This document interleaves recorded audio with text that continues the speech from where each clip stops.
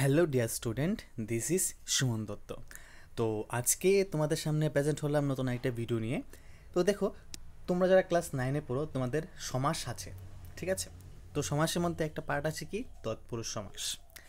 তো এই তৎপুরুষ সমাস যখন পরীক্ষায় আসবে নিশ্চয়ই কোনো একটা প্রশ্ন আসবে।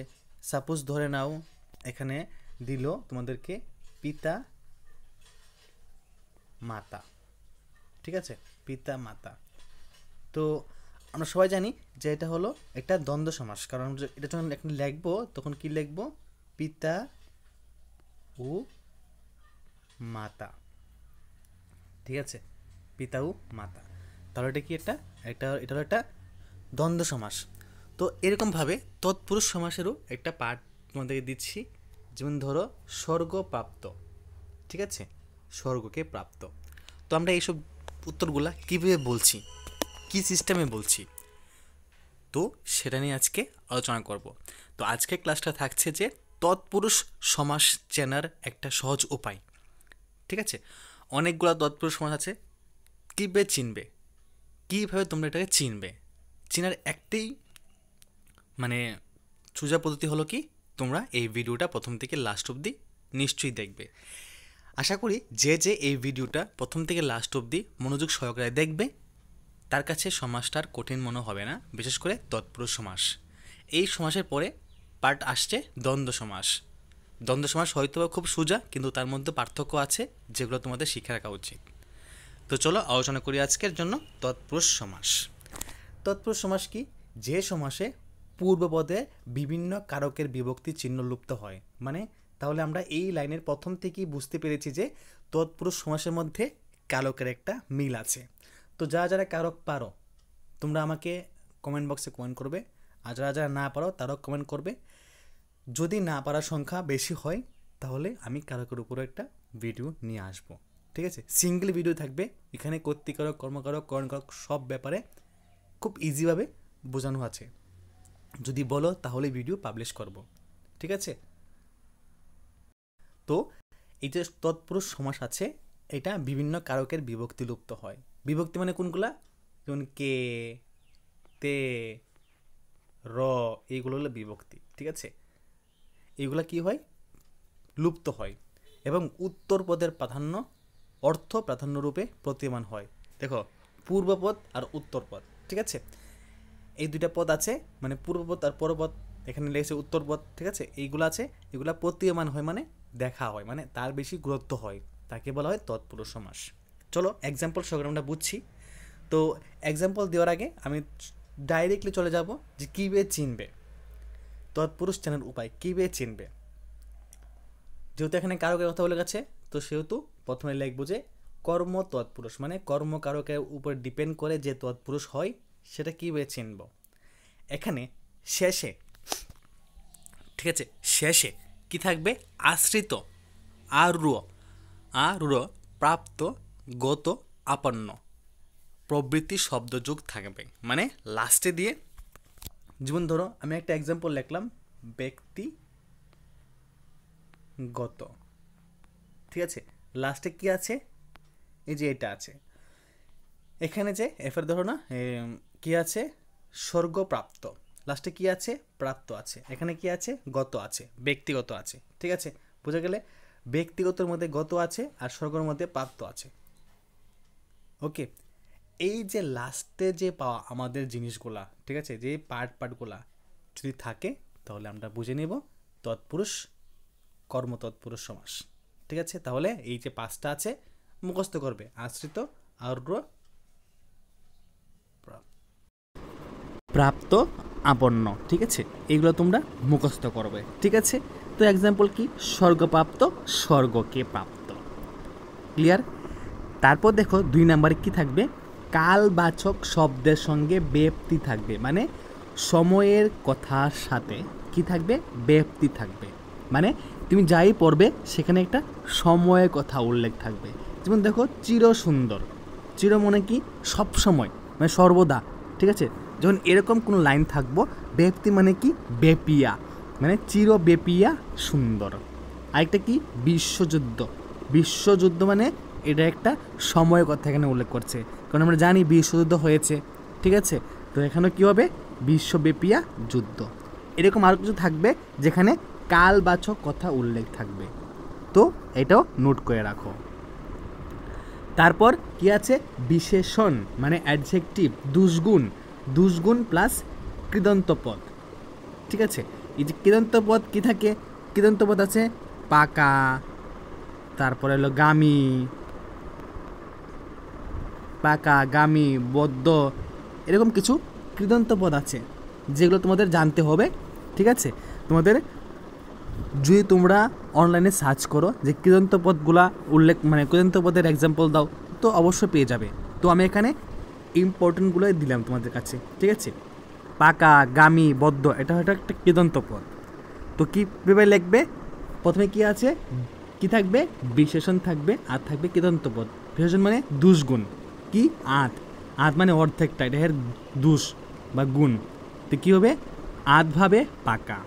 দ্রুতগামী মানে ফাস্ট, দ্রুত, যথা তথা গামী।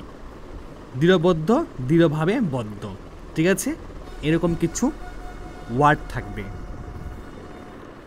তারপর এখানে আছে কি, করণ তৎপুরুষ চেনার উপায়, ঠিক আছে। তো এখানে দ্বারা দিয়া কর্তৃক অনুসর্গ লোপ পাই, মানে এই যে করণ তৎপুরুষ যখনই আমরা পাবো সেখানে আমরা কি লিখবো, সেখানে আমরা দ্বারা দিয়ে, নিশ্চয়ই আমাদেরকে এটা দিবে না, দিবে এটা, তো আমরা এটা বানাবো, ঠিক আছে। যদি এটা দেয় তাহলে এটা আমার বানাবো, আর দেবে আমাদের এটা, ঠিক আছে। তো আমরা কি লিখবো, যদি করণ তৎপুরুষ বের করতে হয় সেখানে আমরা দ্বারা দিয়া কর্তৃক অনুসর্গ দিব, ঠিক আছে। এখানে পরপদের প্রাধান্য বেশি পাই, মানে প্রথম ধরো একটা পদ, এটা কি লেখছে, এটা শ্রী, আর এটা কি হীন, এখানে এটা প্রথম পদ, এটা হলো পরপদ, ঠিক আছে। তো এখানে এই কথার মধ্যে এই হীনের প্রাধান্য বেশি থাকবে, কি হীন, শ্রীহীন। তো শ্রীর প্রাধান্য কম, হীন প্রাধান্য বেশি, মানে লাস্টের প্রাধান্য যেখানে বেশি থাকে সেটা হলো কি, করণ তৎপুরুষ। তো করণ তৎপুরুষ কি কি দিয়ে আমরা কাজ করব, দ্বারা দিয়া কর্তৃক অনুসর্গ, ঠিক আছে। তো এখানে প্রথম আমি একটা এক্সাম্পল কি দিয়েছি, শ্রীহীন, শ্রী দ্বারাহীন, বিদ্যাহীন, বিদ্যায়হীন, ঠিক আছে, বিদ্যায়হীন। এখন আছে কি, নিমিত্ত তৎপুরুষ চেনার উপায়। তো নিমিত্ত মানে কি, যেখানে সবাই ঢলে কাজ করে, ঠিক আছে। যেমন এখানে উদ্দেশ্য থাকবো, আর নিমিত্ত মানে ঢলে কাজ করব। তো ধরো কীভাবে দেখো, ডাক মাসুল, ডাক মাস, ডাকের জন্য মাসুল, রক্ষা কবচ, রক্ষার জন্য কবচ, মানে ঢলে কাজ করবো মানে কি, মানে হের জন্যে কাজ করব, মানে জন্য কথার এখানে প্রাধান্য পাবে, ঠিক আছে। তাহলে এটা কী হয়ে যাবে, নিমিত্ত তৎপুরুষ। যেখানে জন্য কথার প্রাধান্য পাবে, যেই লাইনের মধ্যে পাবে সেখানে কি হবে, নিমিত্ত তৎপুরুষ। তো ডাক মাসুল কি, ডাকের জন্য মাসুল, রক্ষা কবচ কি, রক্ষার জন্য কবচ, ক্লিয়ার। অপদান তৎপুরুষ চেনার উপায়, এই অপদান তৎপুরুষ চেনায় পূর্বপদে এ তে ইত্যাদি বিভক্তি লোপ পাবে, মানে একটা পার্ট, দ্বিতীয় পার্ট মানে প্রথম পদ, ঠিক আছে, মানে পূর্বপদ, আর হলো পরপদ মানে শেষেরটা। এখান থেকে কি লুপ পাবে, এখান থেকে এ আর তে লুপ পাবে, ঠিক আছে। তো কি আছে, আর লাস্টে কি যুগ হবে, মধ্যে হইতে চেয়ে থেকে, ঠিক আছে, যেমন অবদান কারকে হয়। তাহলে কি লিখবে, প্রাণ প্রিয়, প্রাণ হইতে, প্রাণ হইতে প্রিয়, বিলেত ফিরত, বিলেত থেকে ফিরত, ঠিক আছে। দেশ ছাড়া, দেশ হইতে ছাড়া, ক্লিয়ার। তারপর কি আছে, সম্বন্ধ তৎপুরুষ চেনার উপায়। সম্বন্ধ মানে কি, সম্পর্ক, ঠিক আছে। এখানে র দের বিভক্তি লোপ পায় এবং পরপদের প্রাধান্য পায়। সম্বন্ধ মানে কি, সম্পর্ক। তো এখানে র আর দের বিভক্তি লোপ পায়, আর পরপদের মানে লাস্টেরটা চেনার জন্য বেশি প্রাধান্য থাকবে। যেমন ফুল বাগান, ফুলের বাগান, রাজপুরী, রাজার পুরী, কার প্রাধান্য বেশি, লাস্টেরটা, মানে হেলহের সম্পর্ক থাকবে, ঠিক আছে।